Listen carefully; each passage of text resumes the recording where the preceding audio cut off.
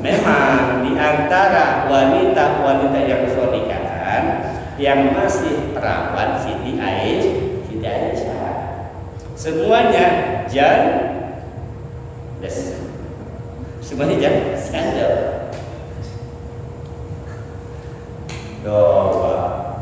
Siti Khadijah janda. Hafsah janda semua. Itu senang Nabi. Kalau itu senang Nabi ngapain? Yang dikawinin? Hidup janda, nah gitulah. Udah lihat yang dinikahin apa? Ya janda-janda tua gitu Pak. Ada poligami. Ya, saya tidak menentang poligami ya. Nih, dia terserah dia mau dianggap bercanda apa kagak. Nah, ini mah gini aja. Saya itu tidak poligami bukannya. Silakan, itu memang ada hukumnya, silakan. Cuma kadang alasannya harus tepat. Ngapa nih kalau poligami?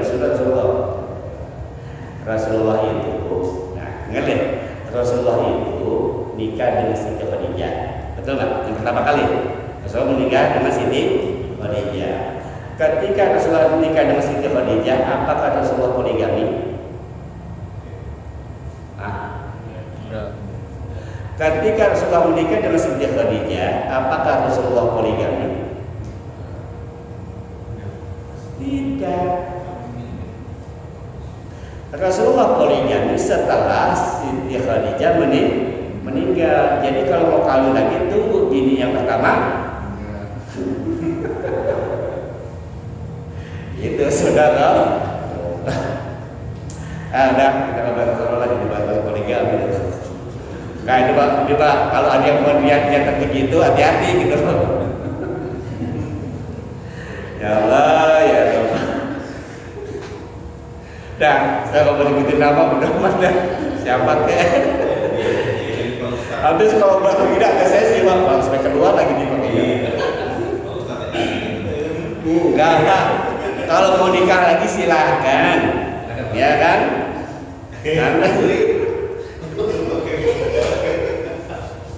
masa mau disedekahin mulu? Nafkah ya, Pak Fitra. Aduh ya Allah ya Allah. Nah, baik, lanjut. Kita nggak bahas masalah poligami, nanti beda lagi dulu. Bapak bahas gini Pak, nanti kita bahas betul masalah ini.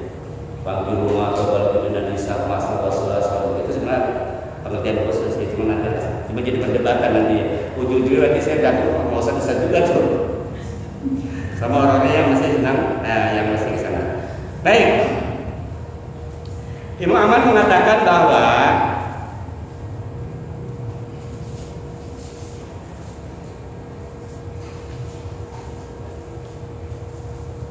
Rasulullah itu memerintahkan pernah bersabda kepada Mu'ad. Jadi Rasulullah pernah bersabda kepada Mu'ad. Jadi gini Pak, dulu itu Mu'ad adalah orang yang ditegur oleh Rasulullah. Gara-gara ngimamin sholatnya kepanjangan. Jadi yang ditegur itu orang yang sholatnya kelamaan, bukan yang kecepatan. Coba cari dalil ada nggak Rasulullah menegur orang yang sholat cepat? Imam maksudnya imamin cepat nggak ada.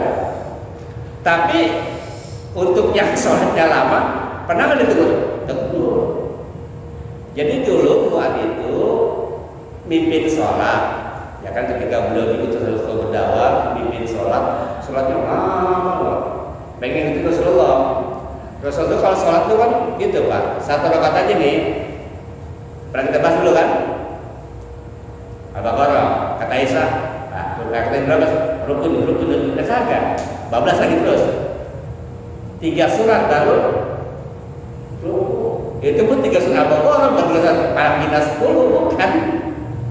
Itu sudah diganti Pak saudara. Nah pada satu hari Mu'ad itu sholatnya kelamaan. Akhirnya sahabat tuh komplain. Ya Rasulullah, ngapa? Besok-besok Mu'ad jangan sini imam lagi dah. Ngapa? Lama. Masih belum makan, gitu kan? Lama orang di rumah kagak bakal makan kalau saya nggak ada. Akhirnya Rasulullah panggil itu Mu'ad. Ya Mu'ad, Ramadan. Apa kamu bikin fitnah? Bukan. Muat ditegur gara-gara bikin sholatnya kelamaan. Saya pernah kejadian itu Pak waktu di pondok. Imam subuh yang baca usaha saya memang hafal Quran. Itu apa jatuh-jatuh? Udah benar-benar jatuh. Banyak. Kenapa? Sholat subuhnya kelamaan. Apalagi sholat Jumat. Ya maka pesan kepada para hadirin Jumat itu, kalau bisa jangan kelamaan. Kenapa? Apalagi yang sholat Jumatnya di kantoran, gitu kan? Kenapa? Karena yang sholat itu adalah karyawan. Mereka sholat mencuri waktu istirahat. Jam 1 sudah kerja lagi. Lah kalau khutbah sampai 30-40 menit, kelas sholat jam 1 kurang 15 menit dia belum makan, kan gitu kan? Belum makan. Enggak boleh. Ya. Khutbah Jumat jangan lama-lama. Yang penting pesan takwa itu yang penting. Kalaupun ada pesan-pesan lain monggo silakan, tapi jangan terlalu lama. Dan tegur umatku kata Rasulullah, halla solaita sabis rabbika ala wasyamsi wa duha wal laili yasha. Ya Mu'ad, kamu tidak baca aja tuh surat Sabihis rabbikal a'la, atau baca wasyamsi wa duha, atau baca wal laili yasha. Maksudnya apa? Jangan baca yang panjang-panjang. Kalau imamin mah baca yang pendek-pendek aja. Makanya ada mengatakan bahwa salat baca satu surat sempurna lebih utama daripada baca satu surat tidak sempurna.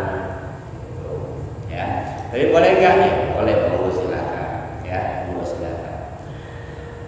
Kemudian Depan saya sebutkan pula bahwa Rasulullah SAW ketika salat Jumat selalu membaca surat Al-A'la dan Al-Ghasyiyah.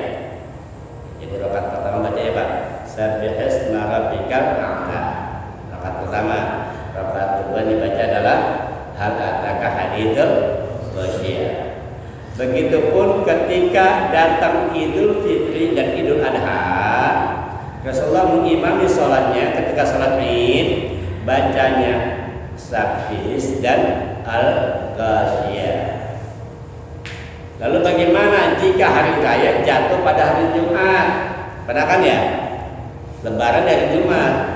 Ketika datang hari Jumat, Rasulullah tetap baca tuh. Ketika sholat Id di pagi hari bacanya Sabbihis dan Al-Ataka, sehingga sholat Jumat yang dibaca sama Sabbihis dan Al-Ataka.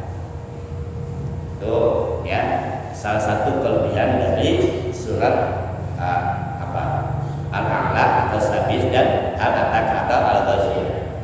Baik, kita nggak bahas itu terlalu jauh karena kita sudah bahas kemarin.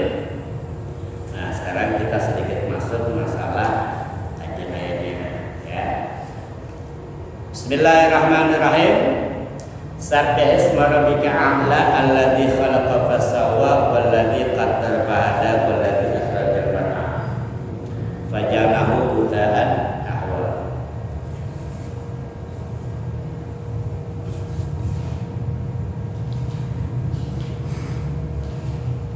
Baik. Ketika turun Sabbihisma rabbika a'la, Imam Ahmad meriwayatkan ketika turun ayat Sabbihisma rabbika a'la, Rasulullah SAW bersabda kepada para sahabat, ij'aluha fi ruku'ikum, jadikanlah tasbih itu bacaan dalam ruku'mu, dalam ruku' kalian. Makanya kita ketika ruku' baca apa? Subhana rabbiyal azim. Jadi Rasulullah memerintahkan ketika ruku' baca tasbih. Kemudian juga dalam yang saya sebutkan, ketika turun Sabbihisma rabbika a'la, Rasulullah bersabda juga ij'aluha fi sujudikum, jadikanlah tasbih itu sebagai bacaan ketika sujud. Jadi kenapa kita sujud baca subhana rabbiyal a'la, ketika ruku baca subhana rabbiyal a'la, dan ketika sujud baca subhana rabbiyal a'la, kebaliknya. Ya Allah ya